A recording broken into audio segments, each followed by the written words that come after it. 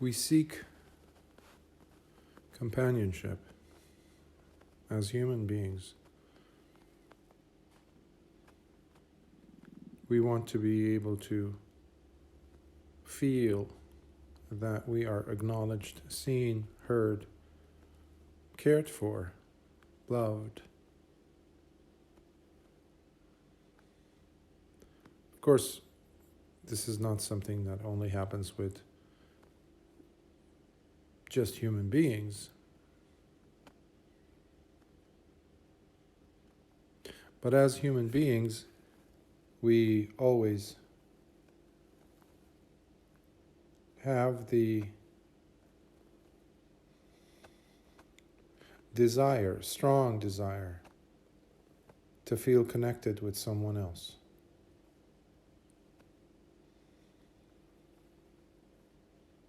To feel that another person sees us, feels us, understands us. This is the bottom line. This is at the most deepest level of being a social person, a social being. As human beings, we are social beings. It goes hand in hand. However, that comes with several dangers, perils that are unavoidable, if, that is, the longing for companionship is strong within us. As we grow, our parents, our loved ones, those who raised us, or society, sooner or later will put up some signposts or encouragements for us to find ourselves at least one significant other. Someone who will be that person for us, to give us the affection, care, and love.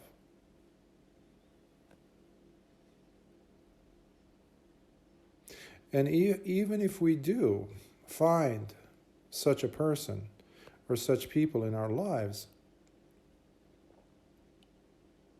the moment you find them, the moment you reflect on what you're experiencing, the facts, and the association with such a person, the companionship that you now have, the moment you realize that is the moment you also realize within your heart the sense of fear, the fear of loss, of losing them.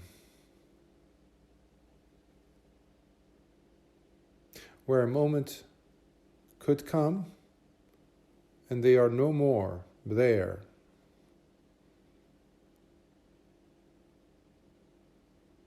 In your life. Now, this is the silent terror that every human being experiences.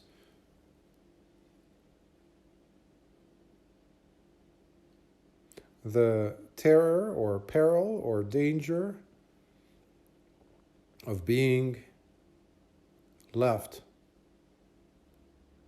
alone without that person. You have countless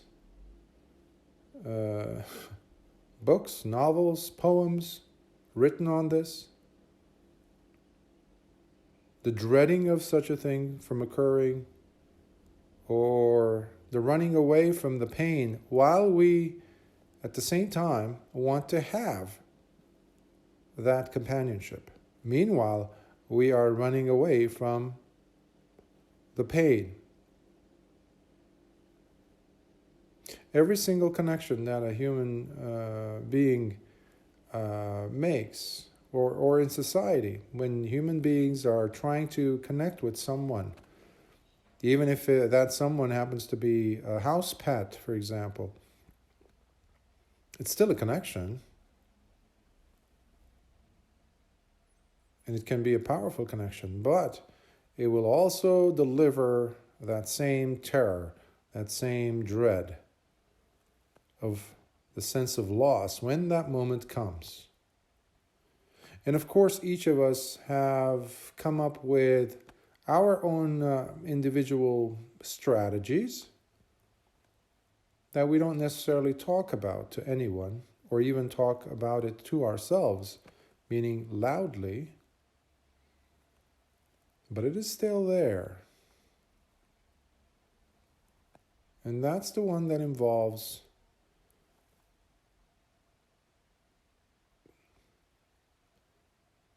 a feeling whose statement goes something like this: may I be the one who goes first, not them. May I be the one who dies first, not them. Why? Well, because of the pain.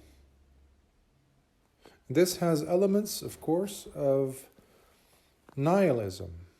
The thinking that once you have crossed that threshold, meaning died, the threshold of death, as if you're walking into oblivion and it's just pitch blackness and there's no existence, nothing. That's wrong view. There's no such thing. Because you're a bundle of experiences, and experiences are energy. You're a bundle of energy. You're thinking, that doesn't stop.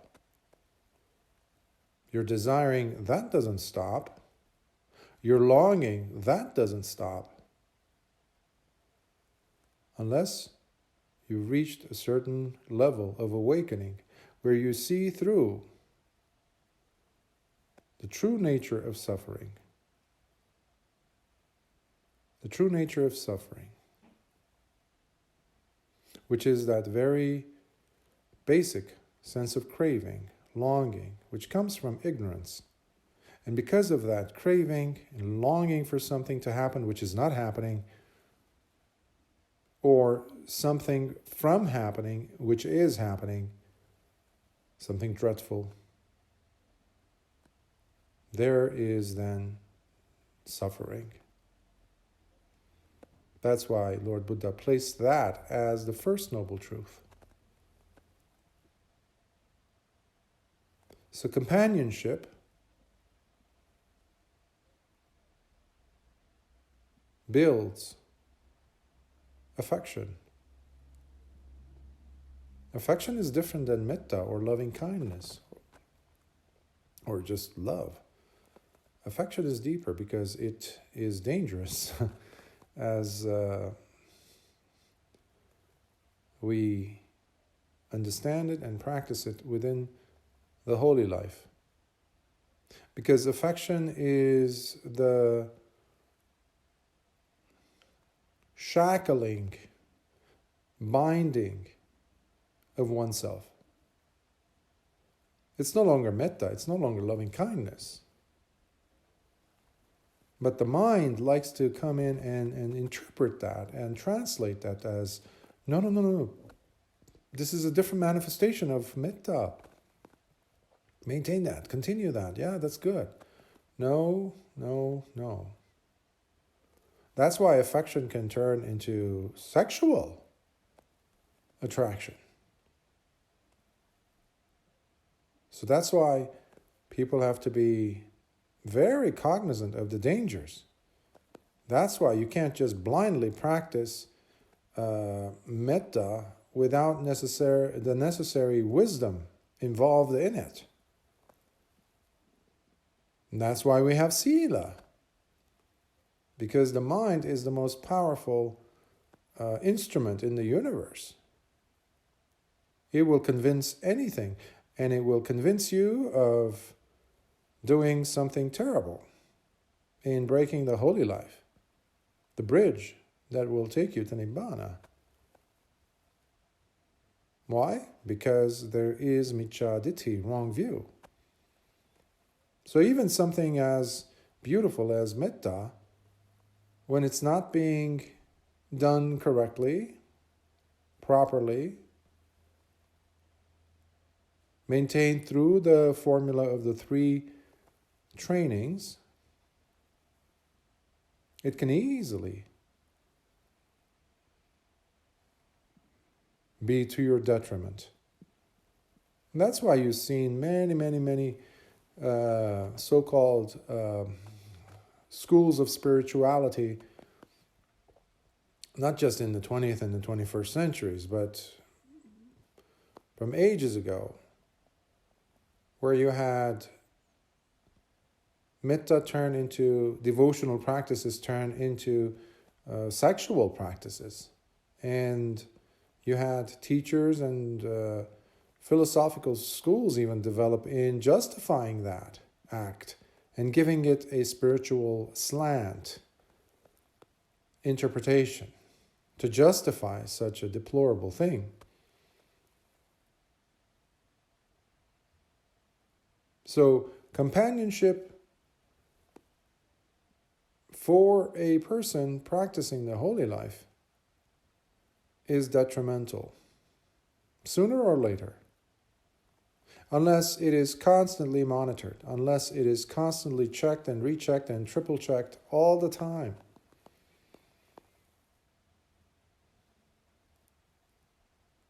And a distance is always there,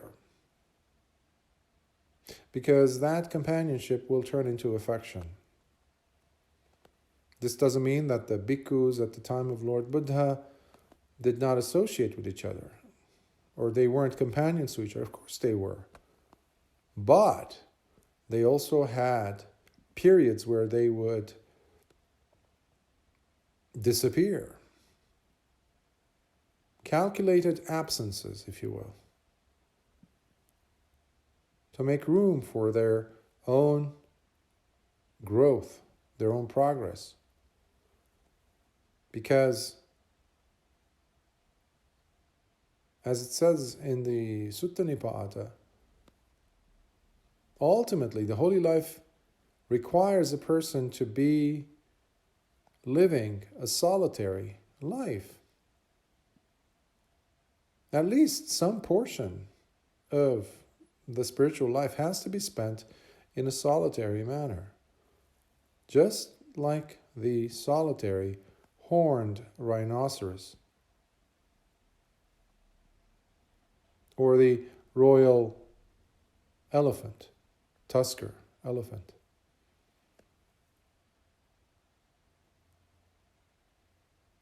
Or the wild deer roaming in the expanses of the forests. These are necessary periods, because it allows room in your mind, in your heart, to also start pondering the inevitability of loss.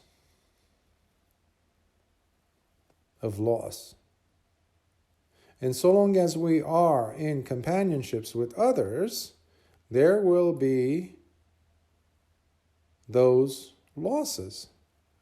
It's inescapable.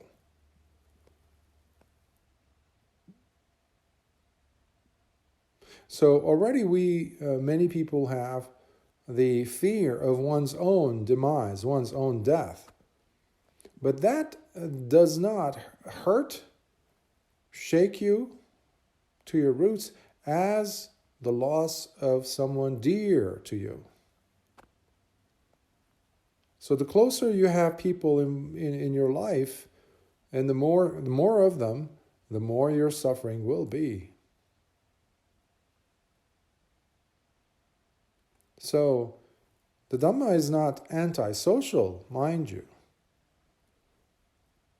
All the bhikkhus were instructed to work on themselves and then go back to society and help out, teaching them the Dhamma, the public, helping them understand the Dhamma, understand human relationships. How? By the wealth of knowledge and understanding gained as these bhikkhus worked on themselves. But they didn't walk back to the forest with some companions, with a mate. No, they went back to the laboratory, meaning the conducive environment that a solitary life presents to a person. Not just for bhikkhus, it's for everyone. The bhikkhu's life is a matter of choice. Lord Buddha was not against living a lay life. The Sangha, after all, has 4 branches to it. Bhikkhus, bhikkhunis, upasaka and upasika, lay male disciples and lay female disciples. But he would not hide these teachings from them. He would warn them to develop the practice, to get it to such a level so that the person is aware every time you come together as companions, you are not fooling yourself. You're not deluding yourself. You understand what this entails, and you're willing to risk it. And that's courageous. You're owning up your decision to be with another human being, but you're not blinded to the fact that sooner or later one of us will die. So, living as a layperson is not cowardly. Oh, no, no, no, no. It's courageous if you're living it with sila, because you're always aware, because you're in connection with someone that is dear to you.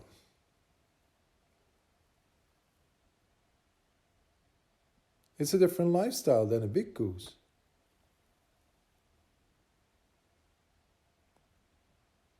The bhikkhu has to deal with his own challenges, the struggles that are far greater, but that he can do on his own. He should be doing it on his own. He needs to be doing it on his own. As he lives the life, the solitary life of a horned rhinoceros, as it says in the Sutta Nipada. So, live with your eyes open, unafraid, while you understand that metta is metta. It doesn't need to be affection, at least for someone who's living the holy life. But metta can also turn into sympathy, which is dangerous. And many people will go ahead and live while sympathizing with others, delaying their own progress for the sake of others, calling it compassion-based, but it's not. You have entire religions who have promoted themselves.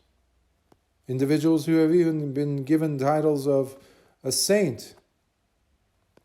Ludicrous things.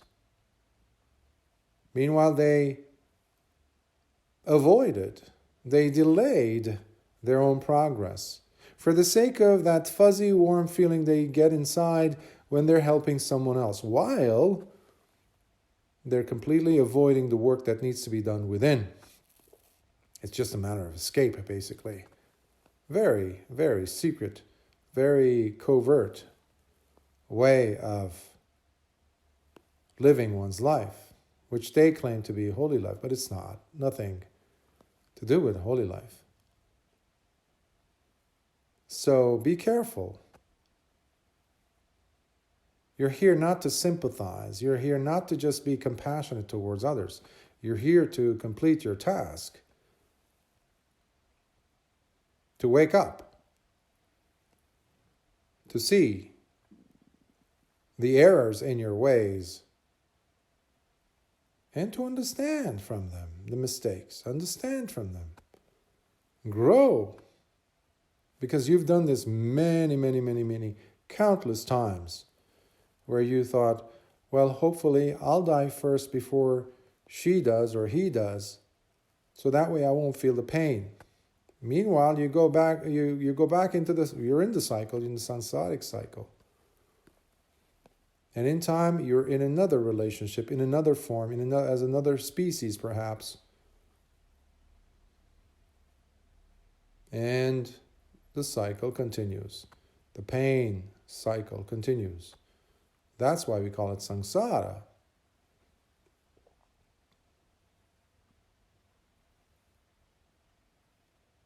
There is no a next that is liberating. It is just a perpetuation of the same old, same old. And this path is not about that. This path of Dhamma is about understanding and breaking those shackles, including the shackle of companionship. Because ultimately, that person that you're holding the hands of now, wanting to hold their hands, they weren't there when you were born. You were born alone and you will die alone. And you will come back into another form of birth alone. Lord Buddha was able to see how many times, countless times that he himself had done as a person who was struggling to find meaning. Nevertheless, going from life to life, jumping from one puddle of pain to another. And then he looked at the world, at the cosmos, at the universe, at existence itself, and saw how every single being, not just human being, including devas and gods, every single one goes through the same process. But there is the delusion of only seeing what's in front of them, not seeing their past, not seeing where they're headed, and taking it for granted, and accepting what was happening and saying, hey, I don't have any choice in this matter. I'm just going to go ahead and do this.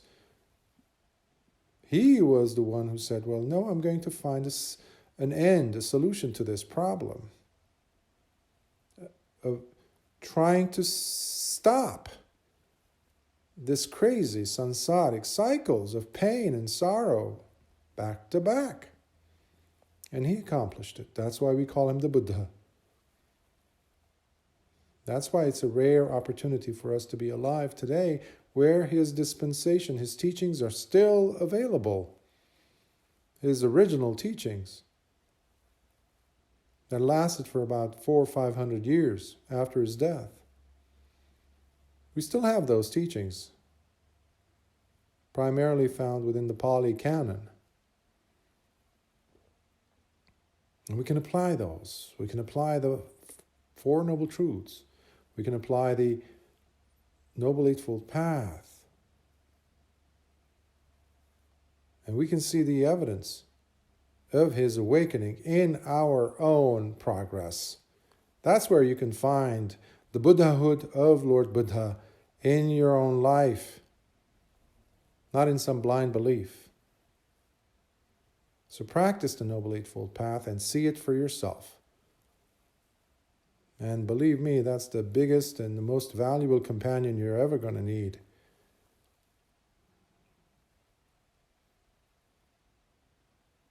Just a thought. May it be helpful.